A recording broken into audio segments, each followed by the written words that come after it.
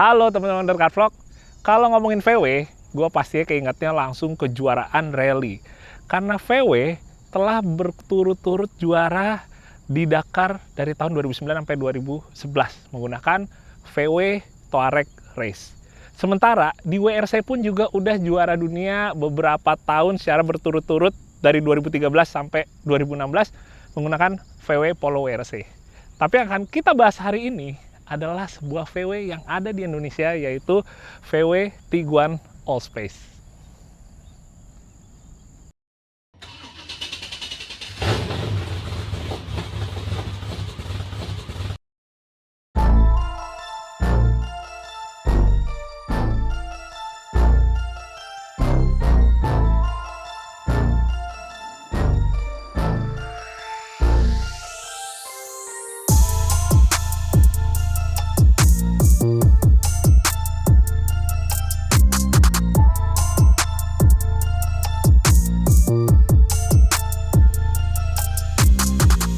Jadi teman-teman, VW Tiguan Allspace ini mulai meluncur di tahun 2019.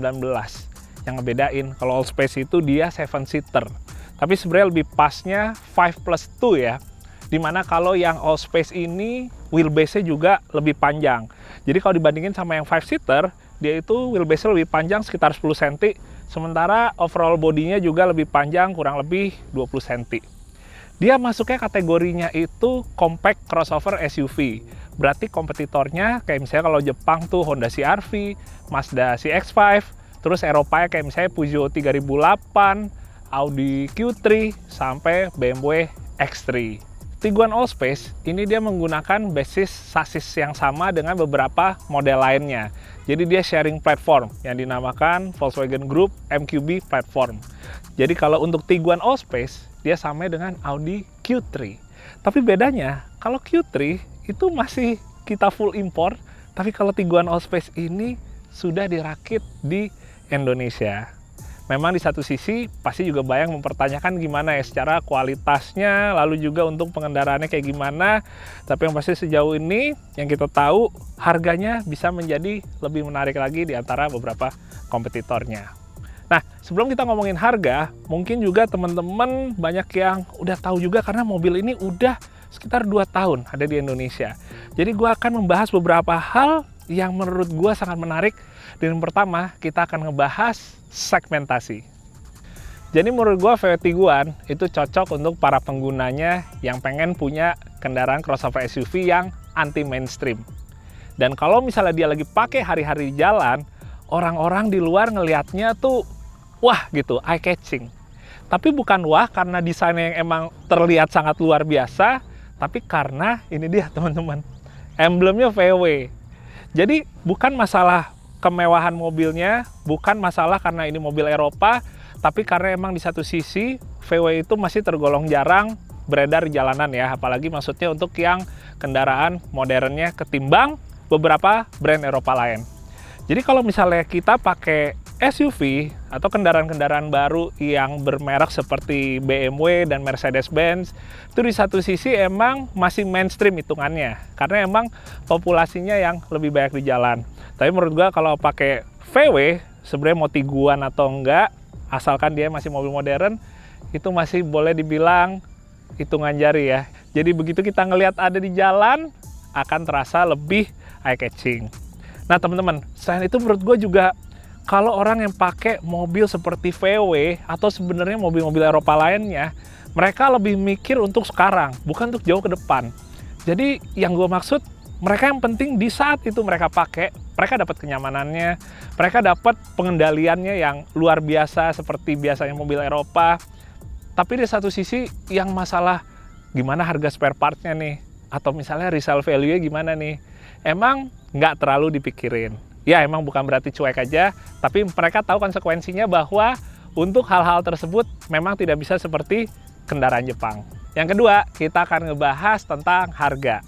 Menurut gue jadi VW Tiguan Allspace ini harganya cukup menarik, dimana ia berada di level tengah-tengah antara kompetitornya yang mulai di sekitaran masuk 500 jutaan sampai yang paling tinggi di 900 jutaan.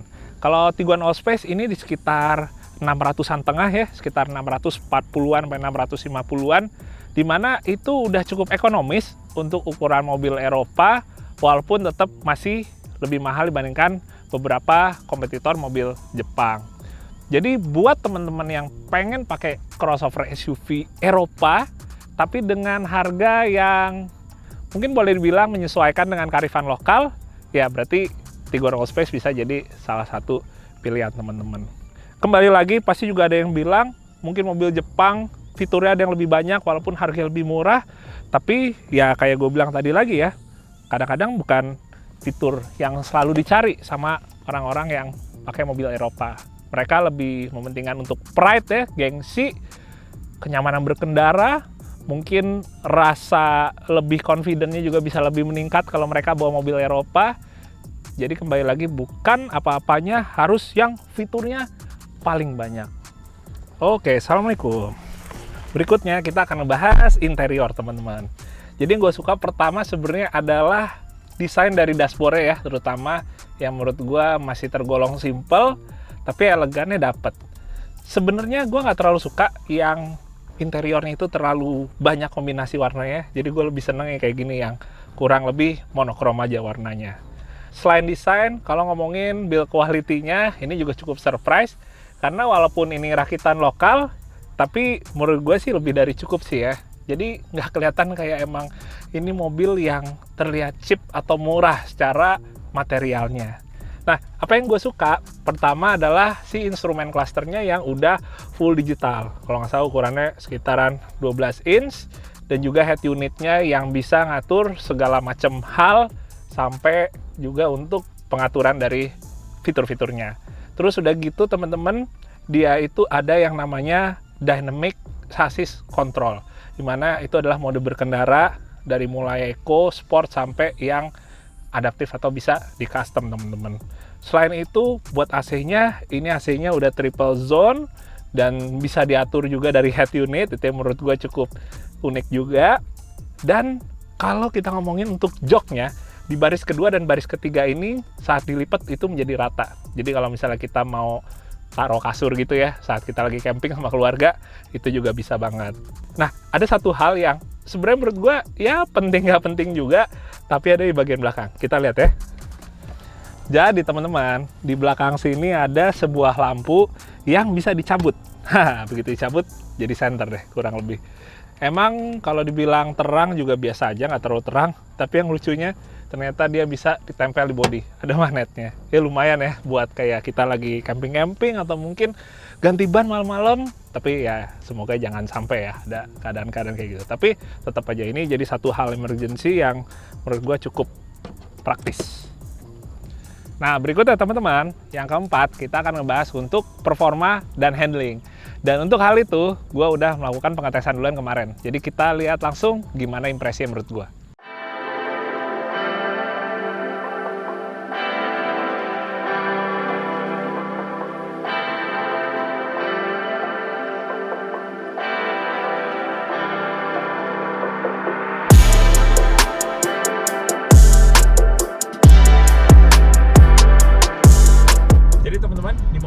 Mesinnya menggunakan 1400 cc turbo 4 silinder bensin dengan kode EA211.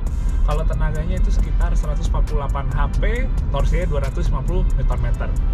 Body class-nya, cc-nya termasuk yang paling kecil teman-teman. Tapi karena bantuan turbo itu menjadikan tenaganya lebih dari cukup kalau buat gua. Mesin ini sebenarnya kalau di luarnya itu dipakai berbagai macam model dari VW, mau mulai dari Jetta sampai Golf, dan output tenaganya berbeda-beda. Yang ditaruh di Tiguan ini dengan 148 HP, menurut gua sebenarnya kalau dibilang istilahnya bertenaga banget juga enggak, karena ya kompetitornya juga beberapa ya pada tenaganya di atas itu. Tapi yang gue suka adalah transmisinya, yang menurut gue sangat ngebantu banget untuk bikin power delivery-nya jadi lebih optimal.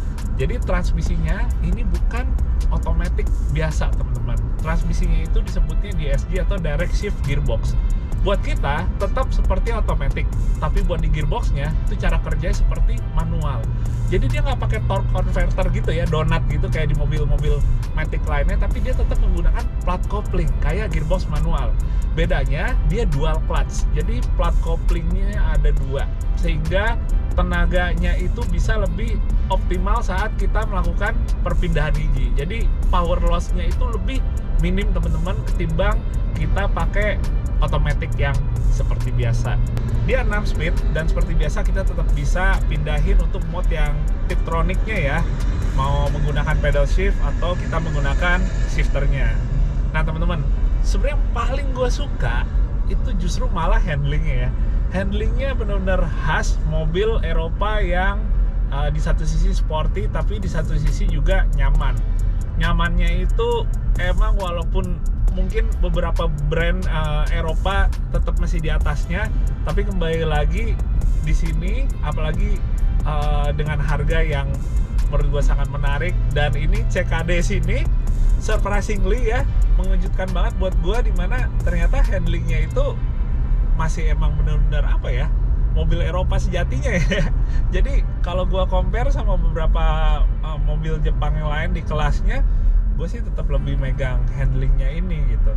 Apalagi ya ditambah dengan adanya driving mode-nya di sini yang dikasih nama dynamic chassis control-nya, ya sesuai kebutuhan aja kita mau drivingnya lebih ke yang comfort atau eco, atau kita mau drivingnya lebih ke yang sport, dia akan menyesuaikan nggak cuma urusan mesin, gearbox, tapi juga untuk suspensinya.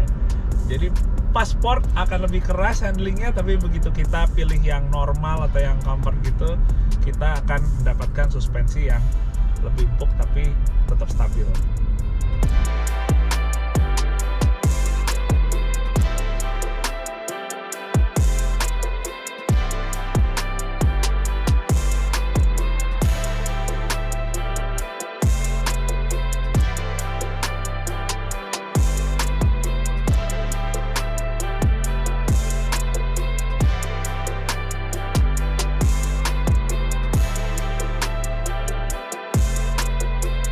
Ya, kita kembali lagi di sini.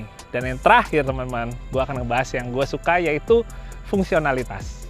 Jadi beberapa waktu ke belakang, gue habis nge-review beberapa kakak seniornya yang merupakan crossover SUV ukuran medium. Dan semuanya itu berpenggerak all-wheel drive. Sementara kalau kita tahu yang all-wheel drive ini untuk dipakai ke outdoor, ngeliat pemandangan alam, camping, dan segalanya, itu dia emang bisa menjangkau lebih jauh. Tapi gimana nih kalau si Ade ini nih, ukuran lebih kecil dan penggeraknya hanya roda depan atau front wheel drive. Kalau dibilang tetap bisa untuk kita berkegiatan outdoor, tetap bisa. Tapi yang ngebedain, emang pilihan jalur ya teman-teman. Dimana kalau all wheel drive atau 4x4 mungkin agak lebih bisa luas milih jalur yang kondisinya lebih rusak.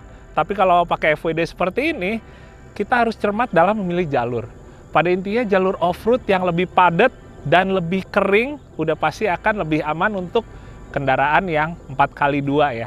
Kalau kita ngomongin untuk di bebatuan, terutama bebatuan kecil, kerikil, itu traksinya relatif lebih bagus. Sementara kalau untuk yang di tanah, baiknya emang kita melewati permukaan tanah yang nggak terlalu gembur, sehingga kita terhindar dari resiko yang namanya nyangkut atau kepacer teman-teman. Selain itu, kalau ngomongin apa yang mungkin bisa berkaitan sama kegiatan outdoor di Tiguan Allspace ini, yaitu pertama adanya roof rail. Selain itu dia juga ada optionalnya untuk crossbarnya. Jadi buat keluarga yang pengen ngebawa roof box atau misalnya roof tent atau sekedar roof rack ya yang cuma keranjang gitu aja, itu sangat bisa banget di mobil ini dan kelihatan keren ya, kelihatan modif. Kayaknya culture-nya dapet banget gitu. Jadi kurang lebih gitu teman-teman. Bukan berarti kita kalau pakai SUV yang 2WD atau FWD seperti ini, itu bukan berarti kita nggak bisa nikmatin alam. Yang terpenting adalah kita bijak dalam memilih lokasi dan juga jalurnya. Jangan yang terlalu ekstrim, ya kita patokannya kalau banyak kendaraan yang lebih umum masuk ke situ, insya Allah ya kita juga aman menggunakan crossover SUV yang FWD. Oke, paling sekian dulu teman-teman. Semoga bisa bermanfaat. Dan ada satu hal yang pengen gue sampein. Kalaupun teman-teman yang pakai Tiguan ini peruntukannya hanya untuk harian, Tapi semoga video ini bisa membantu untuk memberikan ketenangan lebih. Karena walaupun dipakai harian, tapi penggunanya tahu bahwa untuk dipakai outdoor itu juga masih layak dan menyenangkan.